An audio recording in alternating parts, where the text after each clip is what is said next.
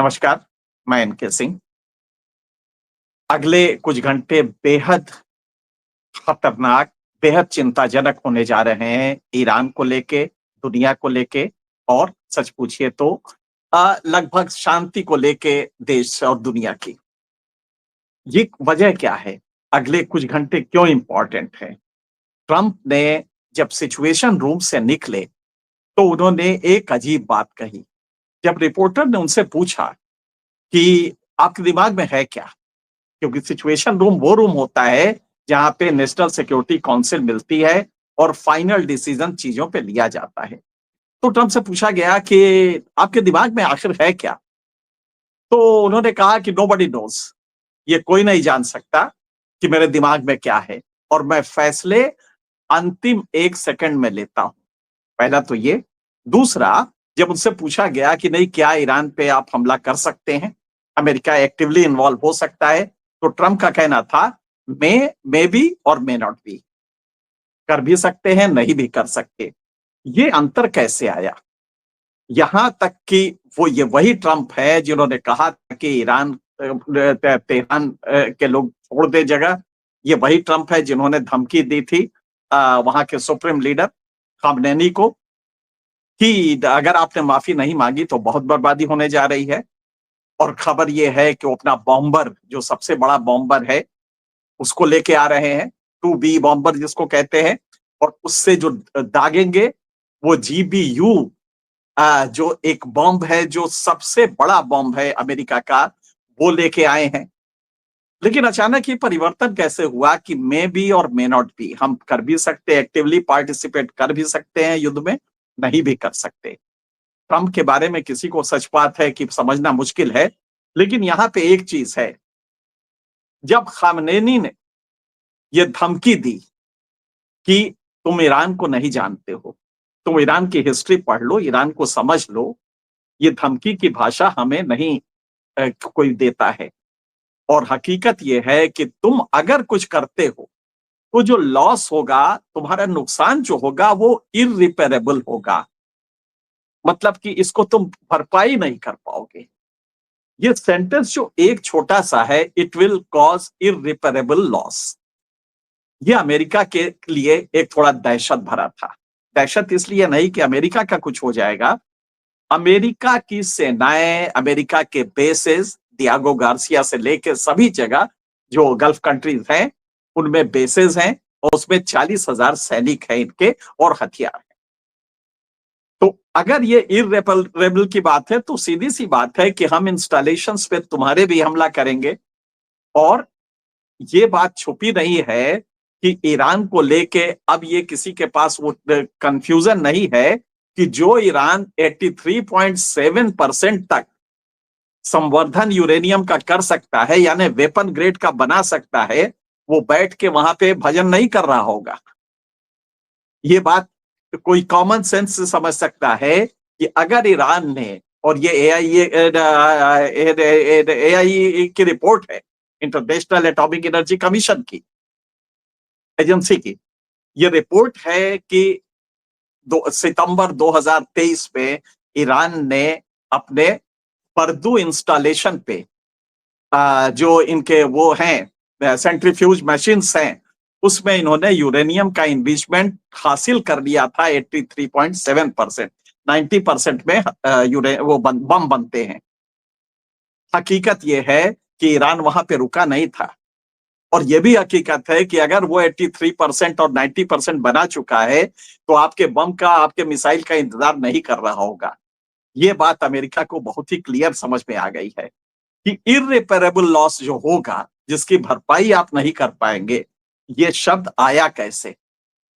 यही वो कारण है कि अब ट्रंप ये सोच रहे हैं कि क्या हम हमला करें। दूसरी दिक्कत ट्रंप की क्या है? बिल्कुल सही है कि जो इनका जो बॉम्बर है, जिससे कि ये वो बम फेंकेंगे, GBU-57 गाइडेड बॉम्ब यूनिट, जिसको GBU कहते हैं, इसको अगर फेंकेंगे, और ये 13.6 टन का इसमें तो वो है, इसका वजन है, मतलब कि इसमें जो बारूद है, जो high high high TNT value का होता है, वो 13.6 टन का है और ये कहा जाता है दुनिया का कन्वेंशनल सबसे बड़ा बम है। तो अगर ये फेंकते हैं और इसको बंकर बस्टर कहते हैं कि साहब बंकर बड़े से बड़े बंकर हो इसको तोड़ देगा और ये 100 फीट नीचे तक जमीन के जा सकता है। लेकिन अब समस्या क्या आ रही ट्रंप की, अगर ये फर्दू के यूनिट पे हमला करते हैं, ठीक है आपने ये एक यूनिट इसके पहले की थी उसमें कुछ थोड़ा बहुत डैमेज हुआ, लेकिन फर्दू की यूनिट के बारे में एआईईए के ही एक एजेंसी का कहना है, इंटरनेशनल एटॉमिक एनर्जी एजेंसी का, उसका कहना है जो विजिट किया था कि साहब ये जमीन से पहाड़ों के नीचे है और ये जमीन से 800 मीटर नीचे है। 800 मीटर, ध्यान दीजिएगा, 800 मीटर के लिए आपका जो ये बम है एक के पीछे एक जब आप डालेंगे तो आपको 8 बम लगाने पड़ेंगे तब जाके वो वहां पहुंचेगा, जो कि मुमकिन नहीं है कि आप एक के पीछे 8 बम लगा के। और इसके अलावा ईरान आप जब ये करेंगे तो वो चुप बैठा होगा या उसके जो अपने एंटी मिसाइल सिस्टम है वो हमला नहीं करेंगे आपके ऊपर। और ये जो एरिया है ये आपको रशियन S-300 से प्रोटेक्टेड है। भारत के पास 400 है, आपको याद होगा पाकिस्तान युद्ध में ही चला था। ये 300 का है जो कि अपग्रेड भी शायद किया गया है ऐसा माना जा रहा है। तो इसका मतलब है कि उसके मिसाइल्स अटैक करेंगे आपके बॉम्बर पे। तो आप ये जो बॉम्ब फेंकने की बात सोच रहे हैं, पहले तो इससे लक्ष्य हासिल नहीं होगा क्योंकि वो 800 मीटर नीचे है। यही वजह है कि ट्रंप ने और क्योंकि अगर आपने वो लक्ष्य भी हासिल नहीं किया तो माया मिली न राम वाली स्थिति होगी। न तो आपको ईरान के न्यूक्लियर प्रोग्राम को आप डैमेज कर पाएंगे, नहीं आप इतना करने के बाद अपने को बचा, क्योंकि उसके बाद जो ईरान का रिटेलिएशन होगा वो दूसरा होगा। अब हम इससे गंभीर बात बताते हैं, इजराइल के पास कुछ ही दिन का अब हथियार रह गया है, खास करके वो हथियार जो एंटी मिसाइल वो होते हैं, प्रोजेक्टाइल्स होते हैं, वो अब कुछ ही सारे खर्च कर दिए इन्होंने। जब ईरान ने वहां से भेजना शुरू किया, और ईरान के पास उस जमाने में मिसाइल 4 दिन पहले 6 दिन पहले काफी थे और अभी भी है, तो जो मिसाइल्स का लगातार भेजना शुरू किया तो एक के बाद एक इन्होंने इजराइल ने उनको तोड़ रोकने के लिए, और 90% को रोका, इसमें कोई दो राय नहीं है। इसमें उनके एंटी मिसाइल जितने भी प्रोजेक्टाइल्स थे वो खत्म हो गए। अब ये अमेरिका से कह रहे हैं कि तुम आओ, नहीं तो हमारे लिए अब तो गड़बड़ है। अब ईरान शायद यही वेट, पिछले 2 दिन से ईरान ने मिसाइल अटैक हल्का सा कम किया है। इसको इजराइल भी मानता है कि ये स्ट्रेटजी है ताकि अपने को और तैयार करके अगला वर्ष जो आए वो काफी बड़ा हो, क्योंकि एक वर्ष जो आया था बहुत स्लो था, लेकिन वो 13 मिसाइल्स का था। तो अब जो आएगा वो ज्यादा बड़ा होगा। और उसके लिए आपने जो आयरन डोम बनाया है वो आयरन डोम आपका क्षतिग्रस्त हो गया है। वो एक लेयर थी प्रोटेक्शन की, मल्टी लेयर प्रोटेक्शन है। इजराइल कहता है कि हम मल्टी लेयर प्रोटेक्शन में हैं। उसमें से एक जो सेफेस्ट है वो है आयरन डोम प्रोटेक्शन। लेकिन ईरान के मिसाइल्स ने लगातार बम्बार्डमेंट करते हुए ईरान के मिसाइल्स जो गिरे उसने आयरन डोम को खत्म कर दिया है लगभग। आयरन डोम का ये जो हवा बना रहे थे वो अब है नहीं। तो इजराइल के पास अब एंटी मिसाइल जो प्रोजेक्टाइल्स होते हैं वो बहुत कम रह गए हैं। या तो अमेरिका नई सप्लाई भेजे जो फिलहाल आना मुश्किल है, और दूसरा ये है कि ईरान अगला हमला कितनी ताकत से करेगा ये नहीं मालूम है। ईरान के पास मिसाइल्स है। तीसरा जो संकट है इसमें कि जो आसपास के देश हैं वो सारे अब अमेरिका के खिलाफ हो रहे हैं धीरे धीरे। अमेरिका को अगर अटैक करना है तो पाकिस्तान को, कल इसीलिए वहां के जनरल को खाना खिलाया और कहा कि पाकिस्तान हमें बहुत अच्छा लगता है। पाकिस्तान अचानक अमेरिका को अच्छा लगने लगा। तो ट्रंप जो हरकतें करते हैं वो समझते हैं दुनिया समझ नहीं रही है, लेकिन हर आदमी समझ जाता है कि तो बचकानी हरकतें हैं। आप उस मुनीर को खाना खिला के एक जनरल को, आप सोचिए कितना बड़ा वायलेशन है। दुनिया के इतिहास में नहीं होता है, अमेरिका के इतिहास में नहीं हुआ है कि जनरल्स को उन्होंने कॉलन में तो बुलाया है, लेकिन खाना खिलाया हो, और वो भी जनरल रहते हुए वन ऑन वन। वो हेड ऑफ द स्टेट जब बन जाते हैं तब बुलाते हैं। मुनीर अगर तख्ता पलट करते हैं और वहां पे मार्शल लॉ लग जाता है और वो प्रेसिडेंट हो जाते हैं या चीफ एडमिनिस्ट्रेटर हो जाते हैं, तब बुलाना एक अलग बात है, क्योंकि तब हेड ऑफ द स्टेट के रूप में आता है। लेकिन जनरल के रूप में बुला के आप उसको वो स्वागत कर रहे हैं जो हेड ऑफ द स्टेट का किया जाता है, हेड ऑफ द गवर्नमेंट का किया जाता है। तो सीधी सी बात है कि पर्पस ये है कि जब बाकी सब डिनाई कर देंगे तो एक छोटा सा पाकिस्तान तो बचेगा, कम से कम उस वहां से हम लॉन्च कर सकते हैं अटैक। ये एक पर्पस है। लेकिन इन सब पर्पस के बाद आप देखेंगे कि इजराइल को मदद करे तो किस तरह करे, हथियार देके करे या सीधे हमले में आ जाए। और तीसरा विकल्प ये है कि बातचीत का द्वार खुला रखे। ताजा खबर ये है कि एक बार फिर से कोशिश हो रही है कि इजराइल से बात किया जाए। टोन अमेरिका ने बदल दिया है और अब जो टोन है वो ये है कि साहब आप यहां पे इसको रोक दीजिए, और हम भी बम्बार्डमेंट रोकते हैं, हम भी युद्ध वाला स्थिति रोकते हैं, आप भी रोकिए। लेकिन ये कमिटमेंट कीजिए कि आगे आप न्यूक्लियर इनरिचमेंट नहीं करेंगे। जाहिर सी बात है, आपको एक चीज बता दे जो शायद आप लोगों को जानकारी ना हो, इजराइल ने बम बना के रखा है और इसको वो कहता भी है कि उसके पास 70 बम है, हालांकि 70 से ज्यादा है, कुछ लोग कहते हैं 300 बम है, न्यूक्लियर बम। इजराइल ने कभी एनपीटी पे साइन नहीं किया, न्यूक्लियर प्रोलिफरेशन ट्रीटी पे, किसी भी इंटरनेशनल कन्वेंशन पे साइन नहीं किया है, लेकिन इजराइल बम बना रहा है तो वो सही है। अब ईरान जो एनपीटी का भी सिग्नेटरी है, 2015 में उसने दोबारा एक और इंटरनेशनल एटॉमिक एनर्जी एजेंसी का वो किया, उस पे साइन किया, 18 को कम पाए तो उससे बाहर हो गए। तो हकीकत यह है कि ईरान ने सिग्नेटरी भी है, इंटरनेशनल इंस्पेक्शन भी कराता है। तो शायद अब ये कहें कि साहब इसके बाद आप नहीं बनाएंगे। लेकिन एक बात बताइए, अगर ईरान आज इस झटके से निकलता है, कितने बड़े झंझट से निकलना है, तो क्या वो बगैर बनाए रहेगा या बना नहीं चुका होगा?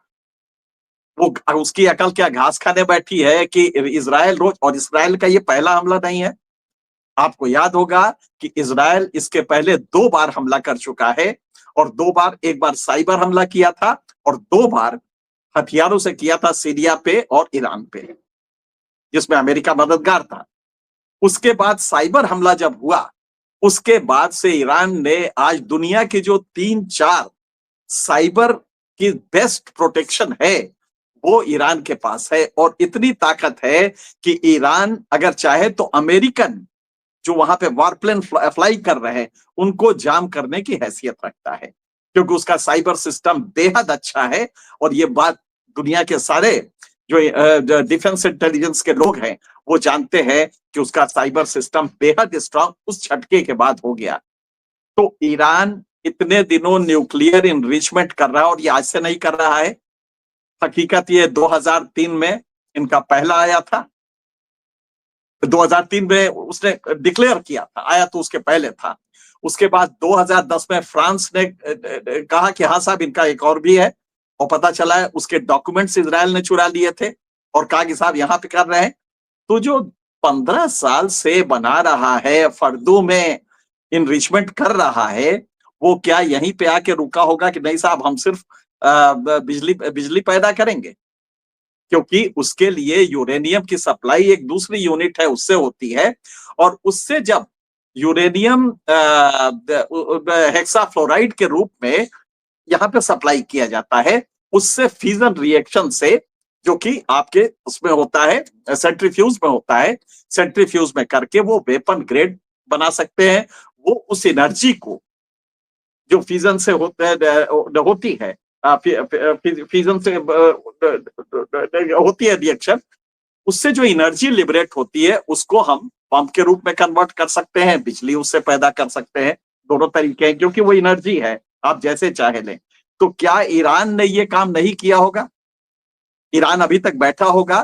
तो अमेरिका को जो इस समय मे और मे नॉट शब्द ट्रंप ने इस्तेमाल किया, उसके पीछे यही दहशत है कि अगर हमने बम्स चलाया, डायरेक्ट इन्वॉल्व हुए, क्योंकि इजराइल के पास वो ताकत नहीं है, वो बम भी उसी के पास है, और बम बम जिसको जीबीयू गाइडेड बम यूनिट कहते हैं, जीबीयू 57 13.5 टन का बम है, 13.6 टन का बम, या 136 क्विंटल का, या यूं कहिए 13,600 किलो का। तो ये बम एक नहीं कई लाने होंगे, और अगर उससे भी नहीं हुआ तब आप क्या, क्योंकि उस समय ईरान का जो रिटेलिएशन होगा, और खामनेई ने जब ये कहा है बात कि इररिपेरेबल लॉस तुम्हें होगा, तो ये दोनों के लिए है, ये इजराइल के लिए भी है मैसेज, और ये मैसेज अमेरिका के लिए भी है। क्या ट्रंप उसको झेल पाएंगे? फिर मान लीजिए कि आपने न्यूक्लियर इस्टेब्लिशमेंट तोड़ दिया, तो जो न्यूक्लियर इमिशन होगा वो सिर्फ ईरान में नहीं होगा, वो बगल के कतर, एक पूरे इलाके में, अरब वर्ल्ड में उसका वो होगा, इमिशन होगा। नतीजा क्या होगा? सारे अरब वर्ल्ड जो आज कुछ लोग इजराइल के साथ नजदीक खड़े दिखाई देते हैं, वो सारे के सारे इस समय खड़े हैं कि अगर आपने न्यूक्लियर वॉर ट्रिगर किया, क्योंकि अगर आपने बम से हमला किया और उसका से न्यूक्लियर लीकेज हुआ, अगर एटॉमिक लीकेज हुआ, तो उसके बाद जो नुकसान हम लोग को होगा वो हम बर्दाश्त नहीं करेंगे, तो पूरा अरब वर्ल्ड खिलाफ हो जाएगा। और फिर अगर ये स्थिति बनती है तो क्या अमेरिकन जो हैं वो आमतौर पे शांति, आप लड़ते रहिए, लो ग्रेड वॉर करते रहिए, वियतनाम से सैकड़ों कईयों साल लड़े, अफगानिस्तान में कईयों साल लड़े, हालांकि हारते रहे और अंत में छोड़ के भागना पड़ा। लेकिन अगर आप यही हरकत यहां भी शुरू करते हैं तो ये डायरेक्ट वॉर होगा, और कोई भी अमेरिकन डायरेक्ट इस तरह के वॉर में बिल्कुल उसके खिलाफ है वो। तो ट्रंप के लिए देश में भी दिक्कत होगी, बाहर भी होगी, और ध्यान रखिएगा रूस चाइना भी हैं, रूस चाइना है, वो आपको ये करने नहीं देंगे, और करेंगे तो उसके कॉस्ट बहुत पड़ेगी अगर आप ये करते हैं। क्या ट्रंप इसके लिए तैयार है? हमें लगता है इन चीजों को अगर आप समझे तो समझ जाएंगे कि ट्रंप का आज का जो ताजा सेंटेंस है कि हम युद्ध में आ भी सकते हैं, नहीं भी आ सकते, इसको हमने पूरा बताया कि अगर आएंगे तो क्या नुकसान ट्रंप का होने जा रहा है, अमेरिका का होने जा रहा है, और अगर नहीं आएंगे तो उसके वजूहात क्या होंगे। और खमनेनी का ये जो सेंटेंस है, ये आप न भूलिएगा कि अगर वो ऐसा करते हैं तो उनको जो क्षति पहुंचेगी वो इररिपेरेबल होगी, उसकी भरपाई नहीं हो पाएगी। फिलहाल इतना ही, हम आपसे नए नए मुद्दों पे फिर बात करते रहेंगे। फिलहाल